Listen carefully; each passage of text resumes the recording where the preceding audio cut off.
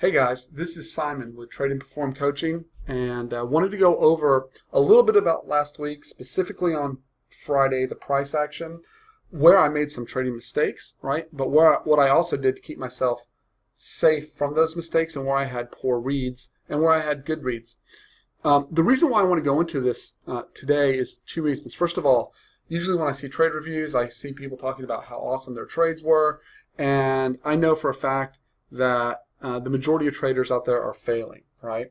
And they're failing for either one or two reasons. Either they don't know what they're doing at all, or the constant change in the market totally throws them off, and they cannot stay consistent. They go through these vicious boom-bust cycles.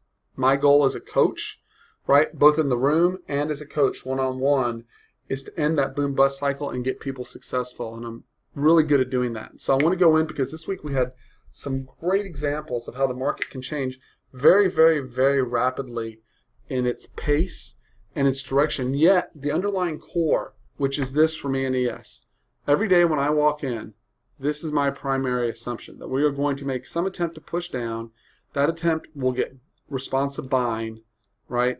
And that we will push back up. Now, some days we don't get the push down, but on most days we do. And my focus is on grabbing this turn. This is the inflection point.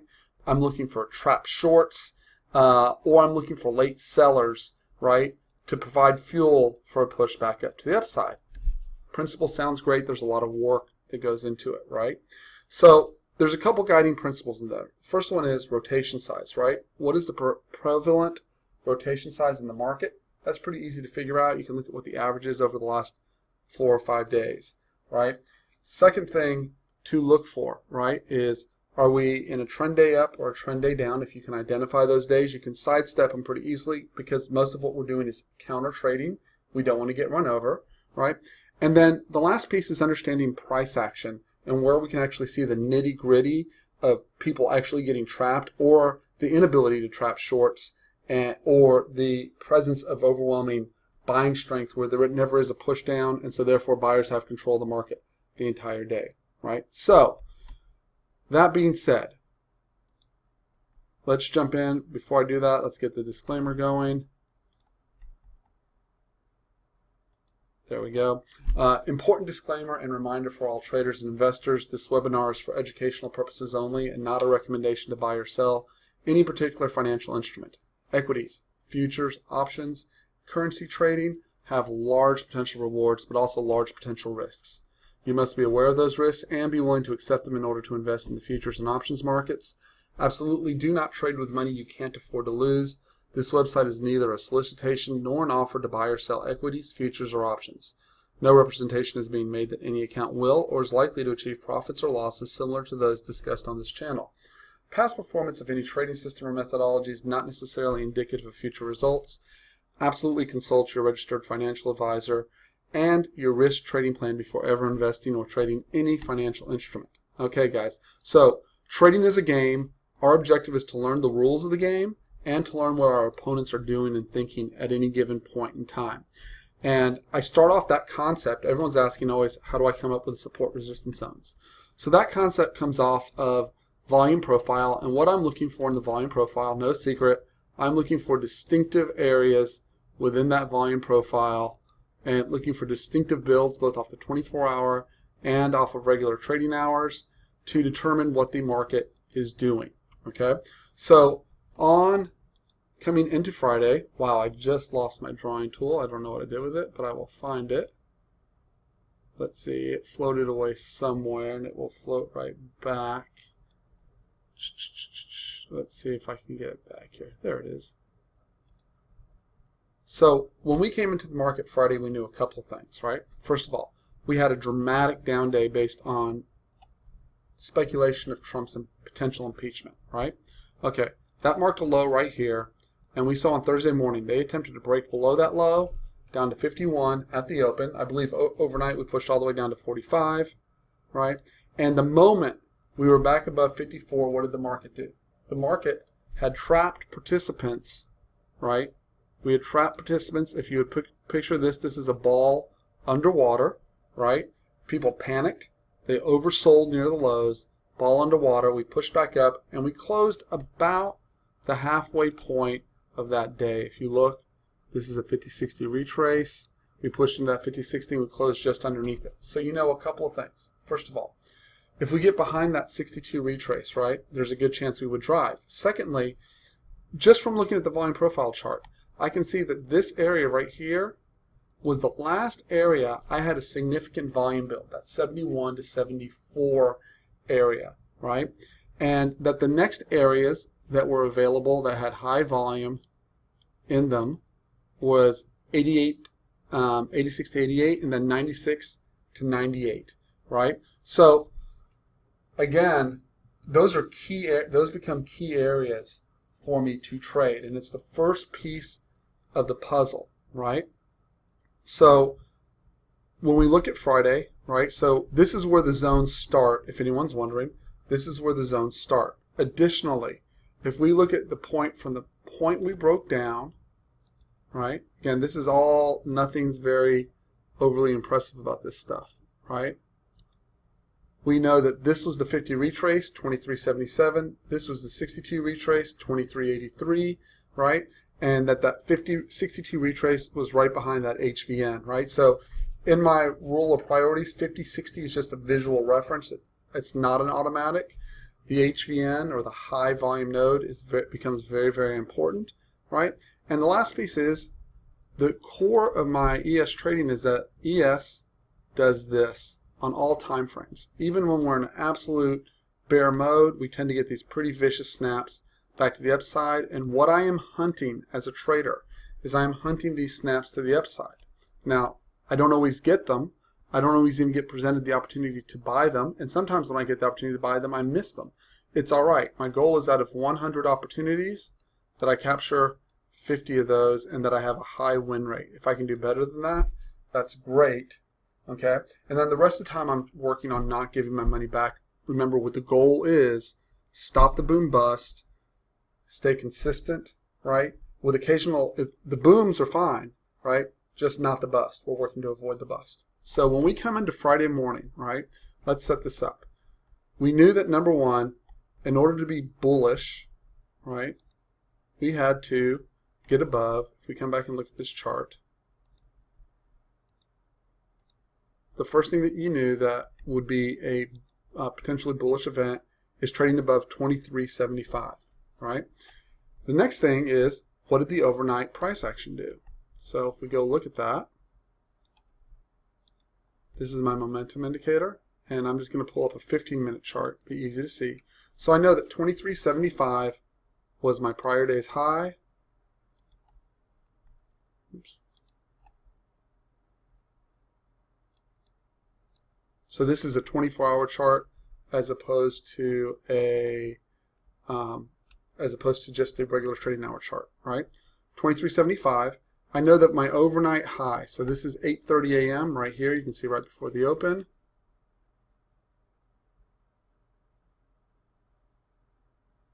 Okay, so on this chart, I know a couple of things. I've got prior day's high. We'll mark that in red, right? If we're going to be bearish, we should not get above prior day's high, right? If we're going to come back and test these lows, we should be pushing down. Second clue, this is London high. We'll color it yellow, right? And then lastly, this is where London opened. This is 2 a.m. right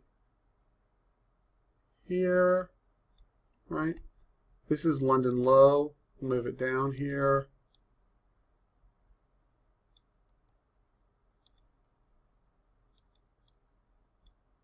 Okay, and then this is prior days 24-hour low, and then this is prior days, which doesn't matter right now,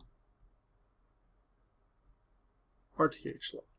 Okay, so the first thing that I'm going to notice is, hey, look, as I'm working off, I'm going to go, hey, we're making higher lows and higher highs, right? And I know a couple things. Not only do I have to get below London low, but this from the prior day was my last swing low before I expanded. I look at the market as expanding energy or contracting energy. We made this huge run, right, from here to here. So in order to be bearish, right, I've got to get underneath this point. And I really want to illustrate how important this is, because then what everyone says is, but Simon, right, don't I want to short when the market moves up, and I want to go long when the market moves down? I do. That is true. But what I want, if I'm going to go long, is I want a general channel, right? And I want, as we move down to the bottom of that channel, I want to get long for a move to the top of that channel. And if we're in a bull move, right, I just want to focus on those bottom moves, right, and capturing that move back up. Now, if it worked this nicely, it'd be nice, right? But it doesn't always work that nicely. So let me continue through this, and I'll show you how that changes in just a moment. So my first clue that something was wrong, nothing was wrong on Friday. Here's what I did. I wanted to move back to 2366 to get long. That was my trade plan, was a move back into this area right here, okay, right on the top of this whole consolidation and this breakout point right here. I wanted to get long right there. I became fairly convinced, right? So I want to understand this is a real small nuance and something that I see traders in my one-on-one coaching. I see this mistake all the time. We decide, hey, I'll get long at 2366, and then we go on to construct a scenario where the market will push back into that 2366. Now, some traders take that a step further. They then decide the market will push back to 2366. I will short it, right, before it push back to 2366, and then I will get long, okay? Or, right, which is what I did. This was my mistake.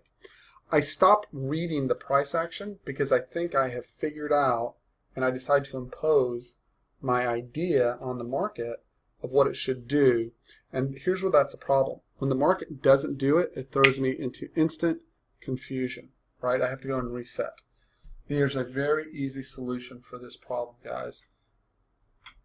There's nothing wrong with saying, hey, 2366 is support. And if it gets there, I'm looking for price action that would confirm a long trade, but I am simply going to trade what the market offers me. It's a very small switch, right? I can't emphasize how important this is, and some of you listening to this will know exactly what I'm talking about because you've done it before, right? I've watched trader after trader do it. Instead of having a plan, 2366, if it gets there, I'm looking for reasons to get long. You go, the market's going to 2366, and then you take it to the next step if you're a little impulsive. Now, I have attention deficit disorder, and I'm dyslexic. I'm very open to suggestions, so I try to keep my trade ideas very, very structured. It's a restriction I have. Not everyone faces that difficulty, but I do, right? So I have to be very structured. So I got, right, when the market went to open drive higher, instead of switching gears going open drive higher, look for a zero tick long opportunity, which is one of my trade setups, or look for the first negative 600 tick on the NYSE. I shifted gears, right, and said it had to come in. And when it didn't come in, I basically gave up on the day, which is fine because there was a third option. And I want to tell you what that third option would have been. It would have been to fight the market all the way up, and I would have lost that trade. So understand, what did I do right? What I did right was I recognized that I was not in sync with the market, and I didn't turn that out of sync with the market to fighting the market, right? You want to be always in harmony with the market. If you're not in harmony, stop, right? But the number two thing I did, and then what do I want to improve from going from Friday to Monday? I want to go, let me see what the market offers me. I know 2366 is support, right? And if it gives it to me, I would like to take it the first time into that location, right? Given the opportunity and the proper rotation size, right? So the next thing that we know is very important, going back to analyzing the day. On the 5 minute, look how we're getting constant higher highs and higher lows since early London, right? So this is London high, all the way through here, higher lows, higher high. We're pushing up to London, and there's no break. If you look on the overnight, right, and this is 15 minutes, look how this is the established swing low right here. See how we came back in? Again, these are all nuances. We attempted to break these areas, right? So even if I wasn't going to wait for in terms of looking for bearishness, right? I knew that 2366 became important from the prior day's location, but I also knew I had to get, even to be remotely bearish, I had to get beneath the 20 period moving average, which we were already above. So this 20 period moving average is de facto trend line for me. Instead of coming out and having to constantly draw a trend line, I know when we hang above this 20 period on the 15 or the 5, we are already in a trend up mode. So that was mistake number 2. I did not see that Friday morning. Again, I got a scenario stuck in my mind, and I won't make that mistake twice, I can assure you. Okay. Number 3, we come in, out of the gate we open up. Notice the first bar of the day is a green up bar on the 15, and we can switch that to the 5 as well. So let me go over to the chart real quick. Excuse me, first bar of the day was doji, right? So what are my next tests for what type of day we're going to have? As soon as we gap up, the first thing I'm going to ask is, are we above London high? Are we above prior day's high? Is there any counter rotation down? That means, does the market have the ability to push lower? And by establishing that first 5-minute low, right, I want to see at least an ability to get below that 5-minute low. And then had we pushed into, that's for the 19th, that is from the 19th, right? Had we had any ability to push back in that 66, now remember that 66 was important, right? That was the low from the gap up on the French preliminary election when it went to a runoff between Le Pen and the current French president, right? It was an important trap point. So remember why I wanted the backside of 66. As you can see, when we broke below 66 on Thursday, right, we backside tested into it, rejected down, pushed down almost 10-point rotation lower. When we came back up into it on Thursday, right, we came in, we made 1, 2, 3 attempts at 66, then rotated lower. Notice when we pushed back up to 66 again, this is the first, second, third, fourth, fifth time. See that? If you see that there's a shooting star right here, they attempted to reject out, and then we broke out. Then we came back and closed into that 66, right, and closed just a hair below it. We've now gapped up, and my goal was to take the long off the backside test of these 3 areas, right? And I wrote down them in the notes, the trade notes. Former double top, France gap swing, low support, French election low, launch of rally, and failure point. All of these were all stacked up in this area. And additionally, right behind that 66 is I had Thursday's volume point of control. And I know that it's quite common to come up, open up, test the volume point of control, and then push back up and break the high of the day. Those were all the reasons why I wanted to be long there, right? The only mistake I made here was I got locked on that idea, and I did not switch off into open drive higher concept. For whatever reason, mentally, I just simply locked it out of a possibility of happening. And maybe I just bought into the Trump news a little too much. And one would conclude that, well, you probably should not have done that, but it's precisely what I did, and I won't make that mistake again, would be a good way to put it, right? So the other clues I had was, not only was I above at this point Globex high, now by the 20th minute in on the day, I have pushed above and held above prior day's high. So in terms of being short, right, what's the next thing that I want? And I cover this every morning in the room, right? I want to see a bar have the ability to close below the prior 5-minute low. Doing that does not make the market bearish, right? But if I am looking for a place where I want two-sided price action, I want the 5-minute bar to be able to close below. So if you look, tick opened positive 600. Not huge, but okay, respectable, right? We are there clearly in open drive higher. We come into the 0 tick. This is the 0 tick trade right here. This is the first time we hit 0 tick. You'll see that that bar aligns with this bar right here, right? That 0 tick trade would have been worth somewhere between 2 and 5 points, depending on your time, and you took very little heat, which is exactly the design of that particular trade. And you can see from that point of entry, even at the close of that bar, if I didn't just take it on the 0 ticking from the close, it rolled from 78 to 88. It was worth 10 points, right? So I left a lot of money on the table by getting a mindset fixed into what the market had to do. And I want my mistake to let be some other person's lesson, right? Of there's nothing wrong with the 2366 as a trade location, but don't get a fixed mindset because you tend to throw everything else and all your other tools out. I basically stopped thinking is what happened, and it cost me, right? So next, I want to see a 5-minute bar close below a prior 5-minute bar. That happens right here, right? So I'm going through the analysis as I'm going through the day because remember, I'm still thinking, well, wait a minute, the Trump thing, right? The Trump thing. Well, what's wrong with this 5-minute bar close? Well, I can't get below the last point of expansion. Small as it is, I can't get below this swing point where these responsive wicks tell me there's responsive buyers, right? So we push up again. Now my point of beginning broken swings up to here, right? And then lastly, as you can see, we can't break below, and we certainly can't close below any of these 5-minute bars. Through here, we can't break below the swings. Buyers are in utter control. So realize in the room, right? I understand that the zones provided rejection points. If you look, first time we hit 2379 to the tick, that was last week's low, right, that we had broken below, and we rejected. Did it reject for 2 points? Probably exactly just over 2 points. It did, right? This is where I want to play the game at a higher level. I recognize that we were pushing up in an open drive higher, and yes, the trade location worked for a trade, right? But I generally do not want to step in where we are driving straight up. Tick is all positive. Buyers are in absolute control. I want to wait. Next, we come into the next zone, 2382 and a quarter to 2384 and a quarter. This is a key location. And you can see we rejected once and twice. Again, buyers were in overall control.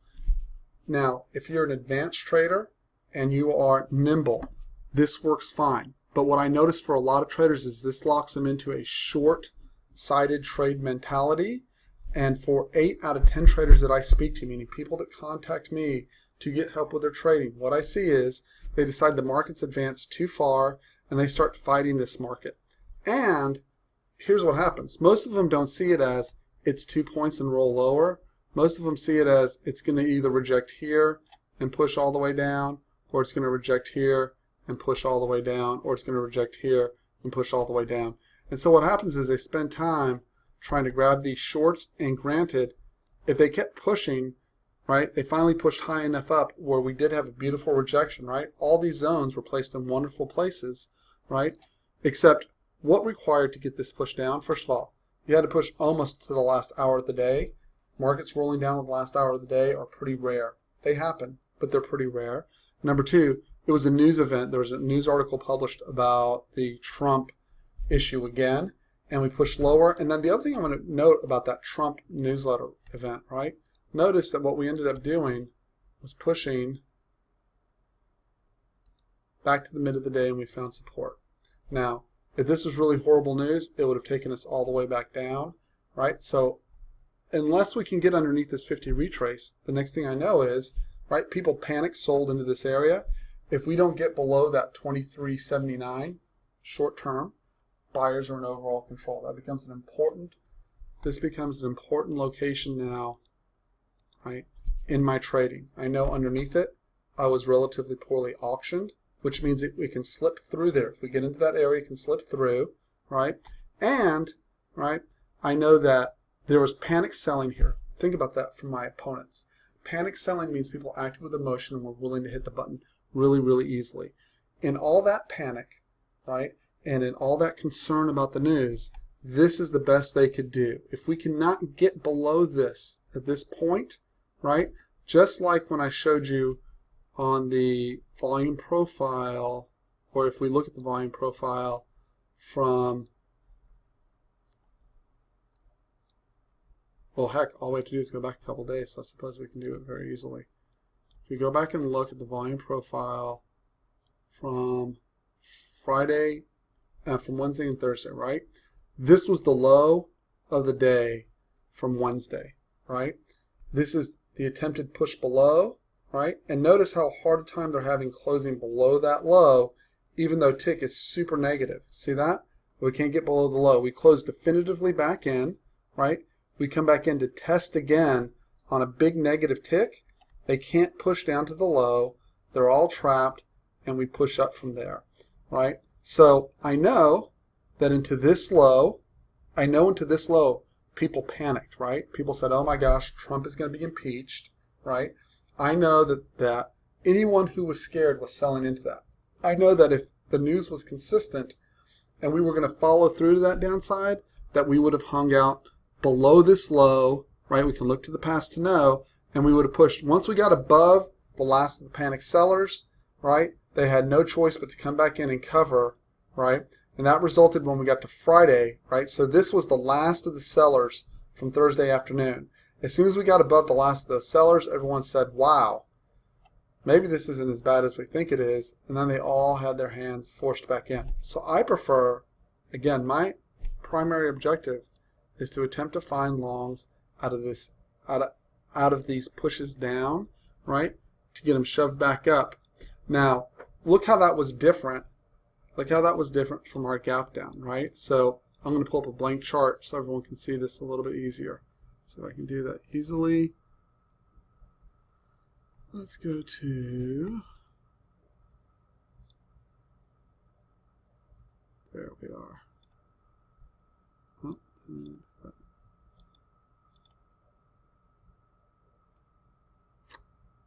Oh, hope I'm not losing y'all here. I will have a chart for you. There we go. In just one moment. Okay, so I want to show you this. I'm going to show you on a bigger time frame the same concept. Okay.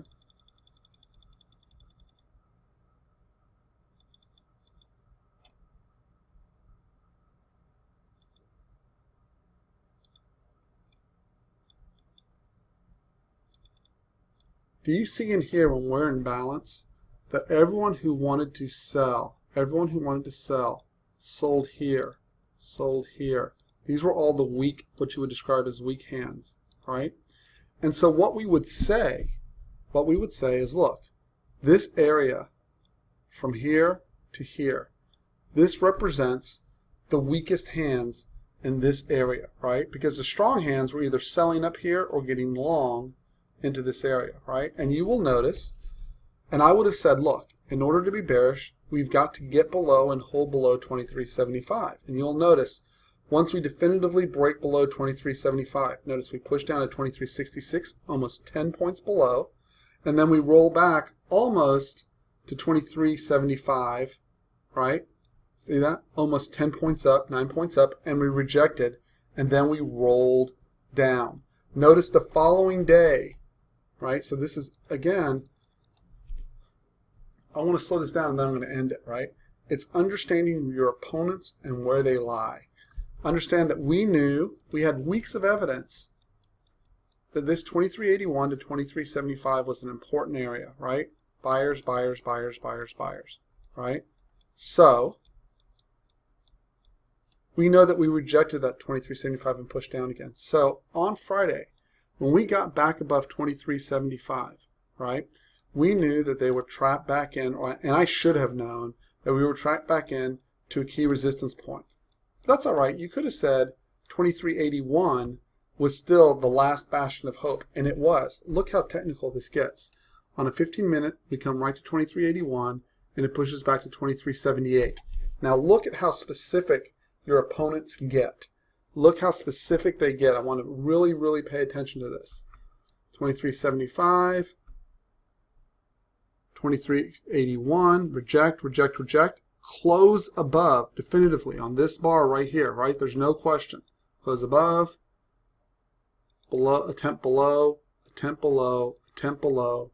These sellers were forced to become buyers, push back up, right? So we have some important knowledge going into tomorrow, right? First of all, on Monday, we have to get below 2381, right, in order to be bearish. But even more importantly, unless we get back into this area below this 2375, right, unless we get below 2375, I know that we've had consistent buyers at 2375, right? So if we look at where we closed, 2381, and we push back to 2375 and fail the hole below there, I know that we have a good chance of pushing back up and re-examining the top of the range. Additionally, right, so remember, this is my 2366 over here. Do you know why I want this 2364 to 2366?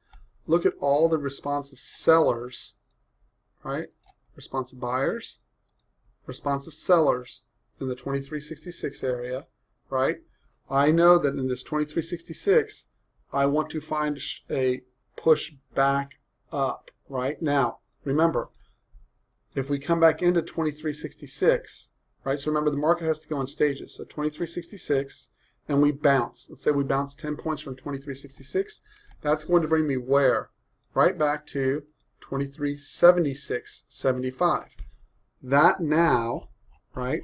If I come to 66 and I bounce to 75, that still has me trapped in a bearish area, right? And now, in order to be bearish, right, in order to move lower again, the first thing I have to have is I have to hold below 2375. So if I come back, first I expect 75 to get tested, then that 66 level to get tested, right? And then if we break below the 66, right, the next area that becomes key is this swing low area right in here. This was the trap point. You see we pushed above, late panic, all of these guys here, let's call these guys the late panic seller bunch. I need to get below them. If we get below them, right, then I know we can have a push lower. And remember, I don't have to be first in line. I can wait till they break it down, push lower, then come back up for a backside test and run down. And so when I get down into this area, I can wait for a push lower, push back up, and break down.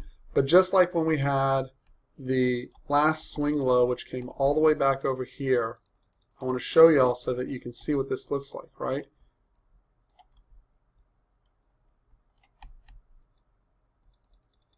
So here's my last swing low. It took place down here at 23, so we can move this again, 23.98.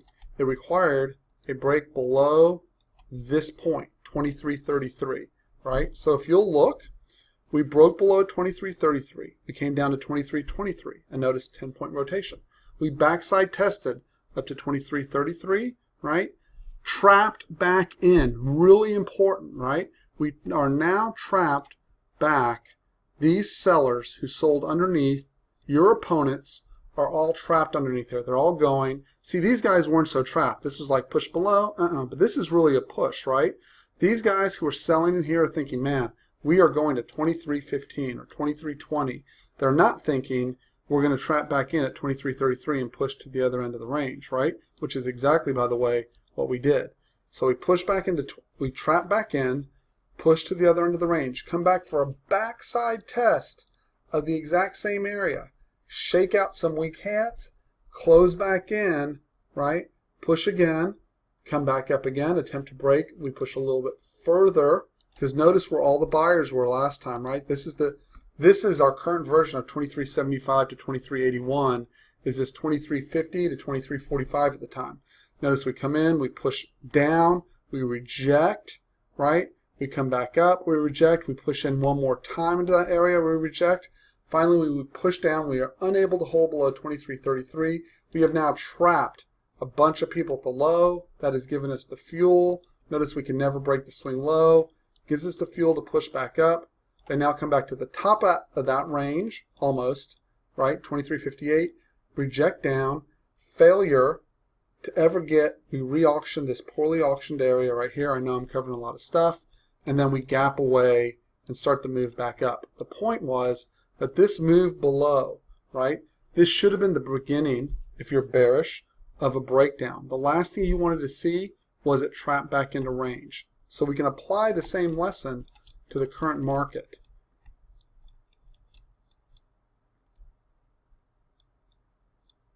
Current market.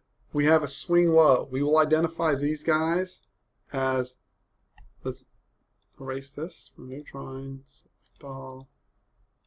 Okay.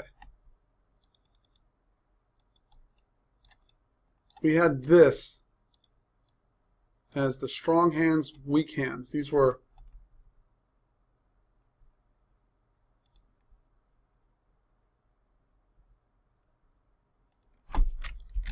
weak sellers, strong buyers.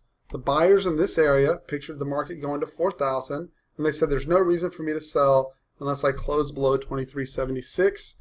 They were given that reason right here on the backside test. They bailed and pushed us down, right? You can see that we came back up for a test of that area right here. They sold again. Why? Because now the strong buyers, I didn't spell strong correctly, but that's fine, now became strong sellers. We now open drive on Friday into that area, right? We are now trapped, right? People who sold down here said, oh man, where are we going? Well, the best guess would be we're probably going back to the top of the range, somewhere in that 95 to 2400. Remember, people are thinking emotionally, not logically, right? They're going, oh my gosh, we're going to go to the other end. I got to get back in. Shorts, right? Just like back in the other area, people who were short here, people who shorted here said, I don't want to see it back into this. We're forced to cover up. They did that. We pushed into an HVN, which was this right here. And then we had some news, and the news pushed us down into what? The bottom of the old support, which is now currently new support. So what do we need to be bearish? We've got to get below 2376 and hold. We know that 2366 to 64 had buyers, had sellers prior. Old sellers should turn buyers. And then the question is, do we get back above 76, trap back in and push? Or do we get below the old sellers that turn buyers, trap all these people, and then push lower? And then the real key to being bearish, if we don't get below this point, it's all for naught, because we're just going to push back up. This is just becomes a new swing low in the market, and we will continue higher. Remember, ES generally works better long than short. For less experienced traders, you're better to focus on that side of the market. As you become more talented and skilled, you can work both ends. Anyways, I went way too long. My name is Simon. I help people go from boom bust traders to being consistently profitable traders. If you'd like to talk with me either about one-on-one coaching or try a week in the room on me, compliments of me, send me an email to tradeandperform@gmail.com. I'm happy to help. Don't draw down your account, guys. Your capital's too precious, and you can learn to do this. You can't learn to do it overnight, but you can learn to do this, and stop jumping from method to method and stop relying on lagging indicators. Get better, get skilled, work towards being a professional so you can pull money out consistently. Have a great day, guys. I'll talk to you all later.